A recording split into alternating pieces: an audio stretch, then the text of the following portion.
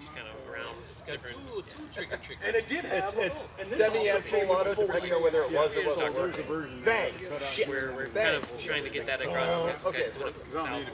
And they're like, their whole thing is you're a bad Yeah, shot. but it's still pretty when you run out of ammo. It's still pretty nice to have a bayonet on. Okay. I mean, it's just like. Well, I had one for the Trying to 1990. get them on. Yeah. the Sten, you could take the pig sticker and, you know, We had kind of a March 5. Mark Yeah. 5. Yeah. March 5, they fixed the. What do you do there? Yeah. We talked to the public today. Such a shitty But, you know, the gun was probably worthy of it because at some point in time that might be the most effective part of the weapon.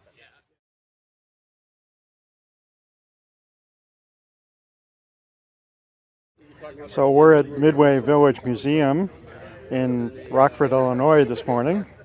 It's Saturday morning, and the first wood battle, the Italians versus the British, is about to start in a few moments.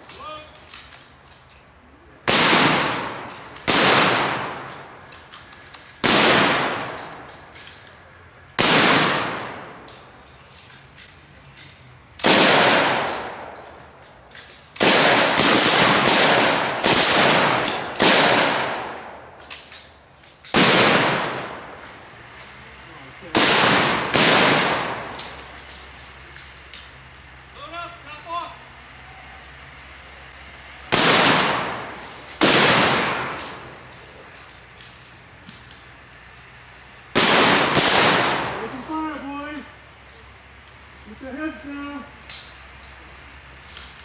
Did you load it? I'm good. Quiet! He's gonna come and we're gonna go out there. Ready? 3 or 4 up. Ready? Stand 2. Ready? Go!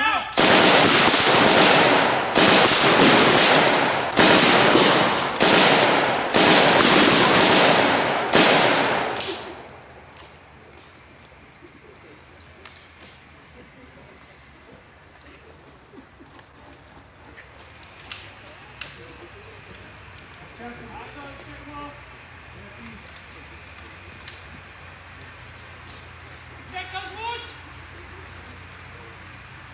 Yes. Done. Yeah, spread your barrel up. Spread your barrel up. Point up. We're gonna move through. You need to dig in. Right up. Right.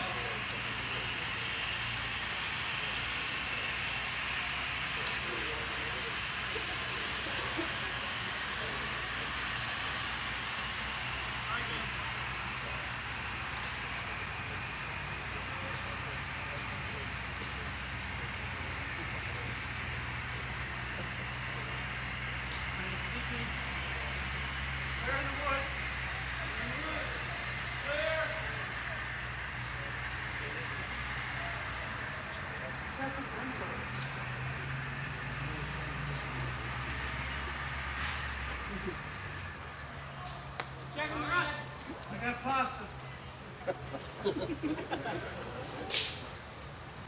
guys done? All right, thanks, gentlemen.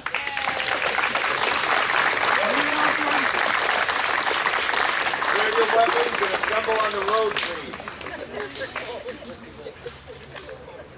It's a short battle. Sorry, guys. It was only 6 on 4. But something a little different than the airborne you usually see out here. Question. Not yet. Not yet. Over here. Let's get everybody on the road together. Make sure you have all your gear or the kids will strip you blind.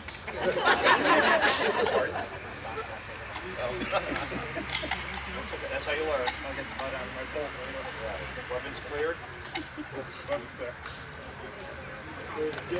Okay. Let's go, you Italians.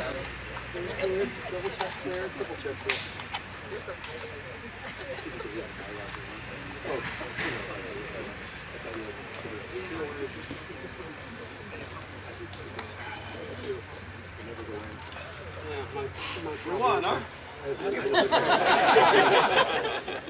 How about a round of applause for a reenactor? Do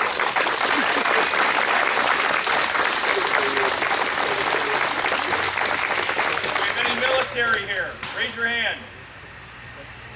Round of applause for them. Italians, who are you? What did they just see? Our unit, we're in the 9th Bersagliare. In this battle, Louder. 1943, we're in Sicily. So the Italians and the Germans have already been pushed out of North Africa. We're defending the Italian island of Sicily. So you can see our unit, we still have some of our North Africa equipment we're still carrying and using. Our unit is a sharpshooter unit. Bersagliare in Italian means sharpshooter. So that's the reason for these grouse feathers. Back in the old Civil War days with smoothbore muskets, this big plume would cover your face from the sun. That way you can aim your musket better. So we have a couple of different types of weapons. Most of us are carrying a standard Carcano rifle. It's a six-round bolt-action rifle. We also have our submachine gun, the Machete Automatica Beretta. Has 2 triggers. It has semi-auto and full auto. So it's fed by a 30-round magazine. It's 9mm. So it was like the primo submachine gun of the war. A lot of the Germans went into warehouses after installation and grabbed them. So at our camp is right when you came in the main gate. You camouflage tent with the Italian flag. Stop by our campsite after the main field battle to see all the other equipment and items that the Italian army used. We're the only Italian unit here, so if you don't come see us, you're not going to see any of us. Yes, we will have pasta in our camp tonight. Any questions for the Italians? Fritz? All right.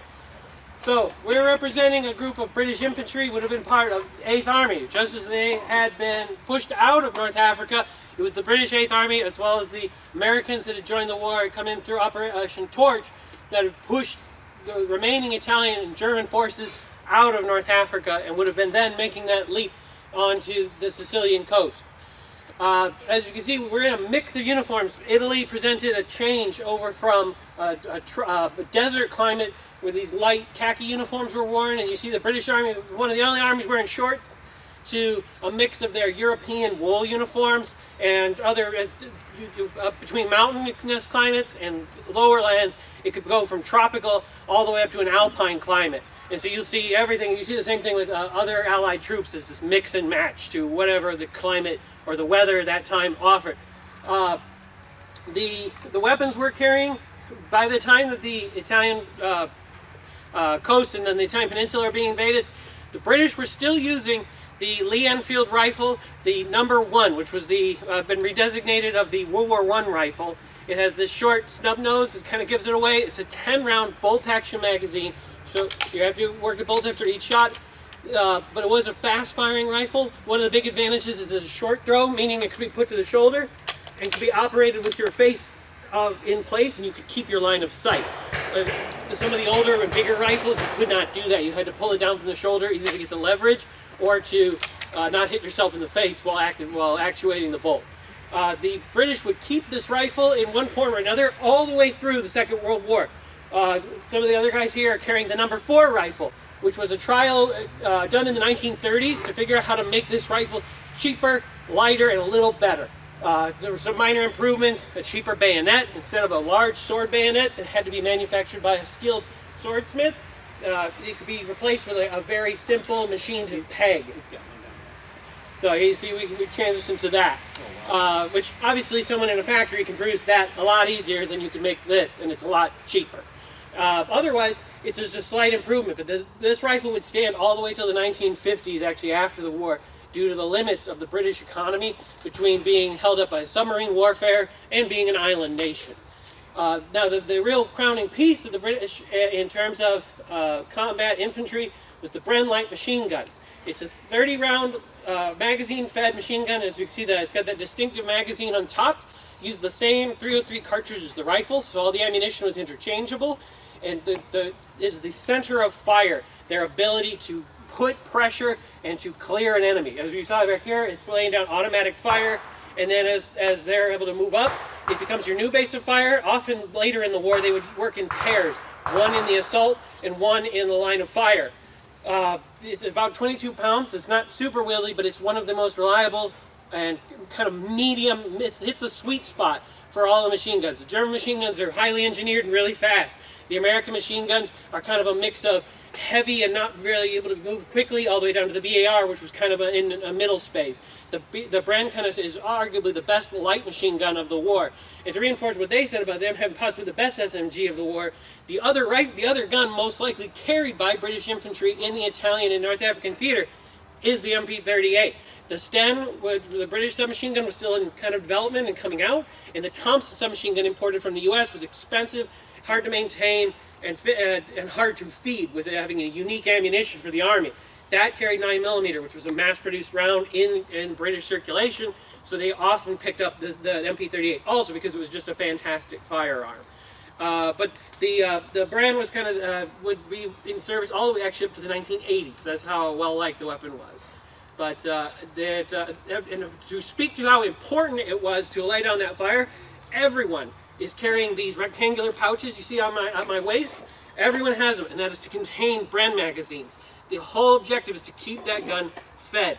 And his assistant would actually be going back and forth and collecting them and reloading them. And then as soon as downtime, you saw us press through the trees over there, we would have moved past these positions because they would have been pre-marked for artillery. They did not occupy enemy positions because those are already on a map for some gunner. And once they find out that position is lost, they're going to shell it. So what they would do is move through into a new position and start digging. And once they were done digging, the next thing they started doing was loading those Bren magazines again. These bandoliers I'm carrying were only partially to feed my rifle. You'd have another one on me to start loading those Bren magazines again. But that's the main part of any infantry section in the British Army. Thank you, gentlemen. Thank you very much. Thank you. Get all your beer. All right, kids, go ahead. The next battle will be at noon. Careful the Bren shells. Yeah, careful is hot or sharp. Bren Hot. is sharp. For the bears. For the bears, yeah. And the poison ivy. Get one? Right here by My paper.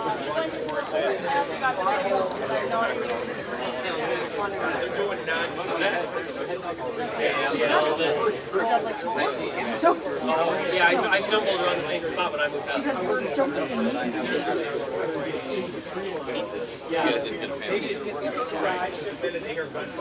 Well, they didn't see me go back in the alley. I tried to go back as far as they Yeah. That's why I was Okay, thanks for coming. Absolutely. We're doing D-Day at 12 o'clock. Thank you, guys. Charlie, fantastic job. Thank you. Tony, thank you. You're going to wait for your helmet to fix. You get to shoot Nazis. Oh, yeah. Sort of bad guys.